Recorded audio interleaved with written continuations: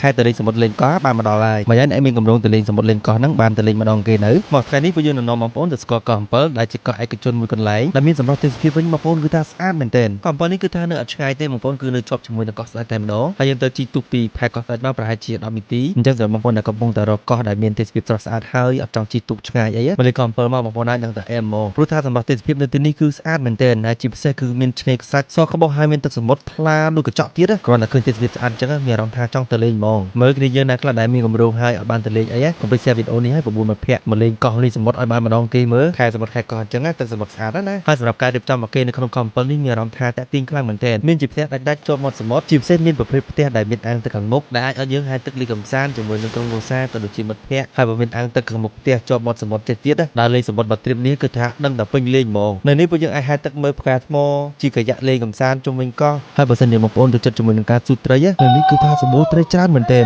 គ្នាខ្ញុំដាក់បានហ្មងបងប្អូនមកកោះអំពិលមកខ្វះតែកន្លែងទេពេលដែលស៊ូត្រីបានហើយបងប្អូនហើយគឺថាយើងយកមកធ្វើជាលក្ខណៈសាសាមីបែបជប៉ុនចេះវិញគឺថាមើលទៅទំនងមែនទែនសាច់ត្រីថ្មីៗចេះគឺថាផ្អែមឆ្ងាញ់មែនទែនហើយអត់ភ្លេចទេជាមួយនឹងរាងស្បឹកវាត្រជាក់ញ៉ាំតិចជាមួយនឹងដៃគូអារម្មណ៍កាន់តែឈៀលហើយកាន់តែអែមហ្មង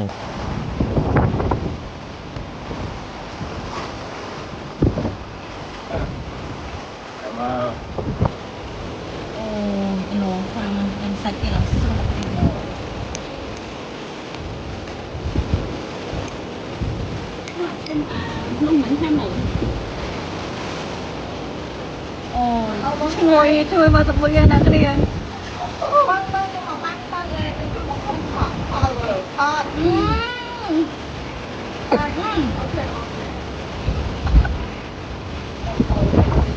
ហើយនៅពេលល្ងាចពួកយើងអាចជិះកង់លេងកម្សាន្តនៅមាត់ឆ្នេរជិះលេងនៅក្នុងរីសតមើលជាមួយនឹងទេសភាពដើមដូងខ្ពស់អារម្មណ៍វិញគឺថាឡើង fresh ហ្មងបងប្អូន